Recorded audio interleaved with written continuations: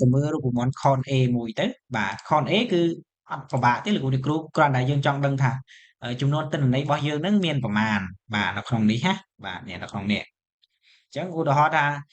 ពេលខ្លះដល់ពេលយើងច្រឡំធ្វើទិន្នន័យយើងច្រឡំចុច hide រូបមន្តមួយរូបមន្ត hide អញ្ចឹង hide ទៅច្រឡំតែទិន្នន័យរបស់យើងឡើយនេះយើងច្រឡំលុបដល់ពេលយើងអូសលេខរៀងជាក់ស្ដែងឃើញ40បាទដល់ពេលយើងរាប់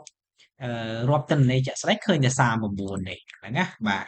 អញ្ចឹងយើងគ្រាន់តែចុចស្មើមកស្មើហើយ con A បើកកញ្ចក់ select នៅលើជួរដែលយើងចង់រាប់មកបាទអញ្ចឹងយើងចុចបិទមកវិញមកចាញ់40បាទឃើញទេបាទតែប៉ុណ្្នឹងឯង con A មានតែប៉ុណ្្នឹងឯងលោកបាទអានេះរូបមន្ត con A តែប៉ុណ្្នឹងឯងបាទអញ្ចឹងយើងអាចប្រើអីក្រៅពីហ្នឹងទេបាទអញ្ចឹងណាលោកគ្រូបាទតោះនេះបាទរូបមន្ត con A